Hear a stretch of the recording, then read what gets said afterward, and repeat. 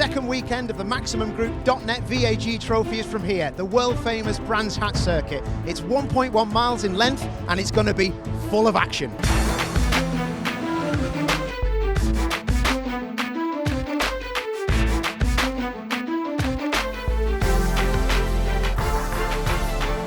Guest driving in the VAG Trophy this weekend is British touring car driver Andy Wilmot. I caught up with him after qualifying. Andy, what brings you to VAG Trophy? Well, I've not had a fantastic season so far in British touring cars, so it was kind of just get out and have a bit of fun with Team Hard, who I've signed up with about 3 years ago, and I had a great few seasons with them, and I thought I'll come back and just have a nice relaxed weekends racing, sit my bum in the seat, and yeah, just hopefully end the weekend with a smile. Yeah, it's been great. I mean, I'm using Howard Fuller's car. It's a great car, a circuit that I know. I've prayed for a bit of sunshine for this weekend, and we've got some sunshine. So, yeah, I mean, so far so good. But we've still got 2 races yet, so you might see me later with another disappointed look on my face. Last question: are you going to bring British touring cars to the VAG Trophy? In other words, if you come across any other cars, you might make a bad start. Are you going to tap them out of the way? No, I'm just going to go back to my clubbing days and have a really good time. And I'm not going to do any argy-bargy. Maybe if there's someone trying to come past, I might put my shoulders out a bit. But no, I'm definitely going to play fair, because it's only fair to the other guys. And yeah, I just want it to be a good weekend for me and for everybody else. Class B Championship leader Rob Allen has stuck it on pole here for Brands Hatch. But is it the Class B Championship he's looking out for, or is he looking to beat some of them pesky Class A cars? Rob, Championship leader, I think you summed the championship up here at VAG Trophy. You're in your civvies. I've just caught your spanner in your own car, mate. It's like a privateer entry, a proper privateer entry, isn't it? Yeah, it is indeed. It's my business. We do arrive and drive. So it's our first car. Our second car is just about to come out, which will be available. Do all the work ourselves, so I know exactly what needs doing and where. I know the strong points in the car, and yeah, it's nice to get to stay involved as well. Good man, and championship leader in Class B. So why did you choose Class B? What's the difference for you? Well, I've raced in Class B since I started back in 2010, and at the start it was much more of an entry-level sort of budget class to get into. The car's developed. We changed the car last year, and we went from Ibiza to the Golf. This one is it's into its second season. It's proving very reliable in terms of original engine, just bolt-on modifications, and getting the chassis set up right, really. Class B, it's not as big a grid as the Class A's, but when you're up against Volkswagen Cup cars, it's nice to sort of take a step back, and so you're not on amongst the massive budget teams, really. As you can see, some of the trailers around 40-foot trailers with 3-4 cars. I get there eventually, but for the now, it's one car, and I want to keep it all clean, really.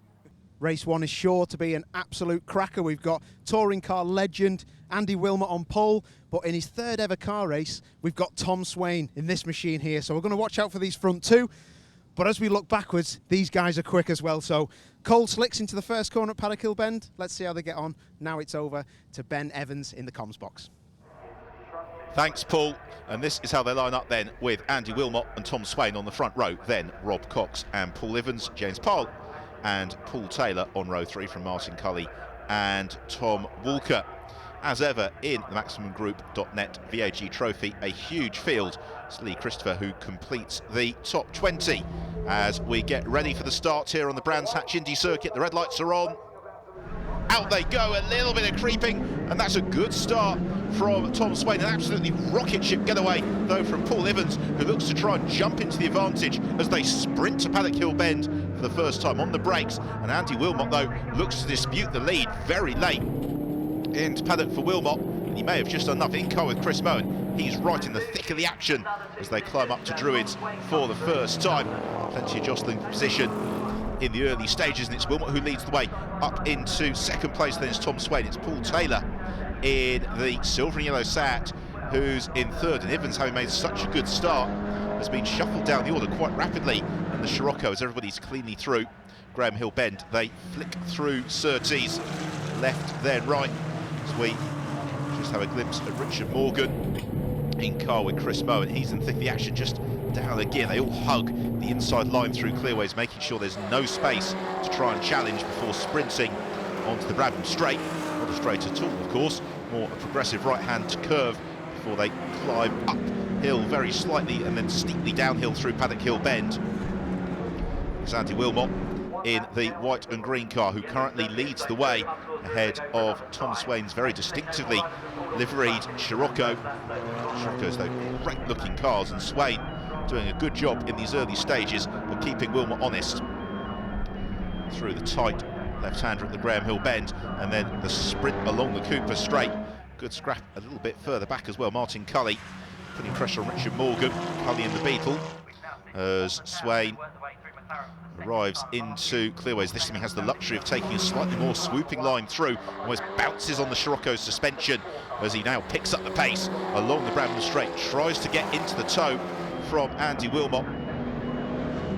They flash over the start and finish line into another lap, and a problem there, unfortunately, for Mike Harding.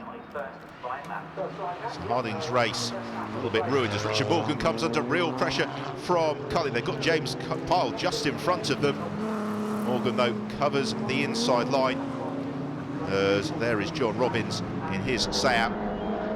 Meanwhile, Paul Taylor being reeled in by Rob Cox, and this is the fight for third place.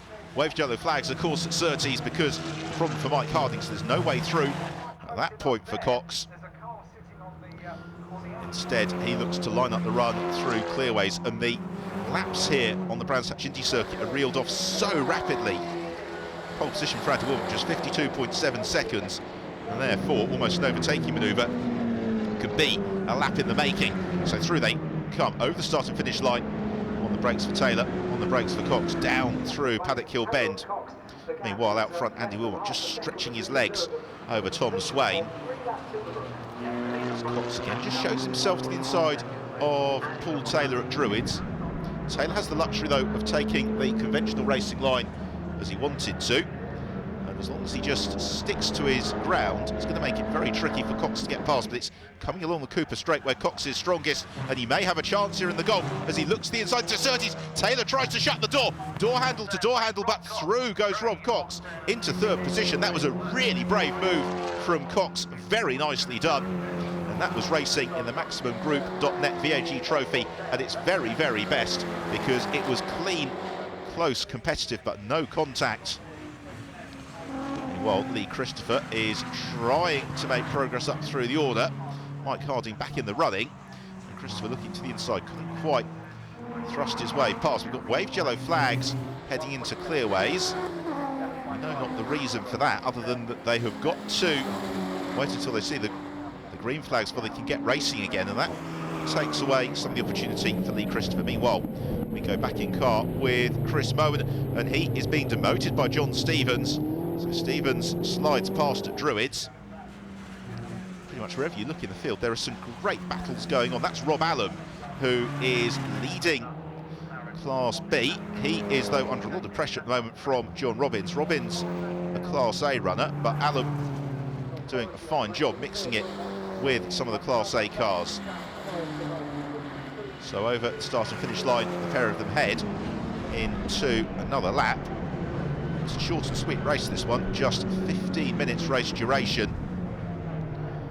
Allen heads down through Paddock Hill Bend as the safety car comes out, and the reason for that is Richard Morgan has taken a trip to the beach. Looks like that's over at Clearways, with the car at the periphery of the circuit. Quick recovery from the marshals, and we get the action back underway. And this is the opportunity for Tom Swain, possibly, to begin to apply some of the pressure to Andy Wilmot.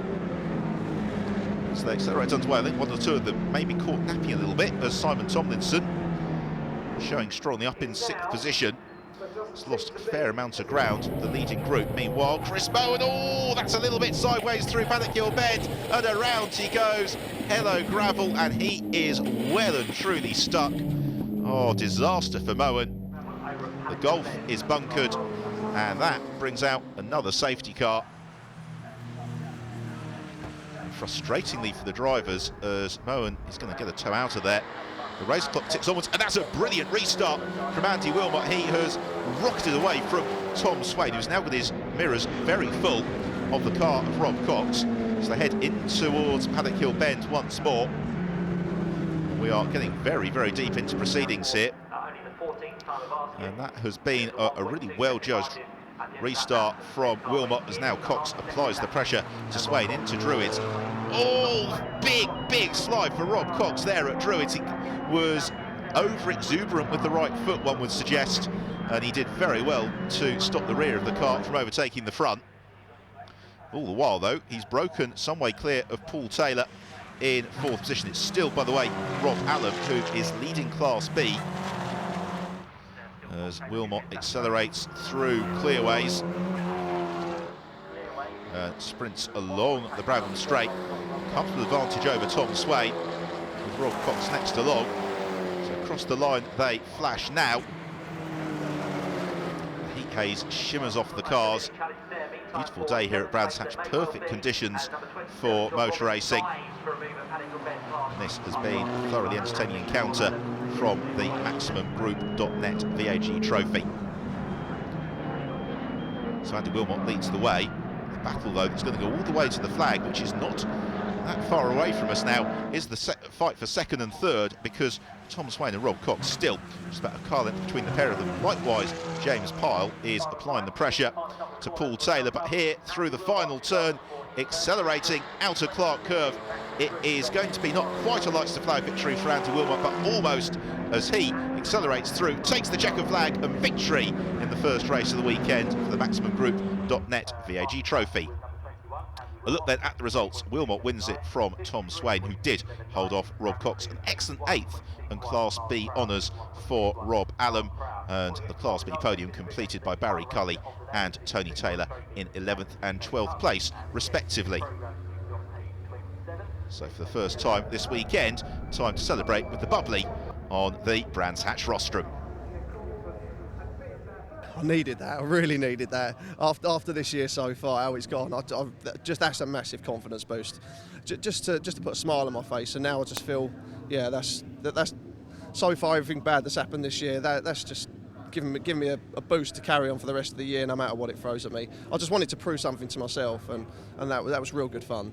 After a stuttering start in race 1 with the safety cars, let's see what race 2's got after the break.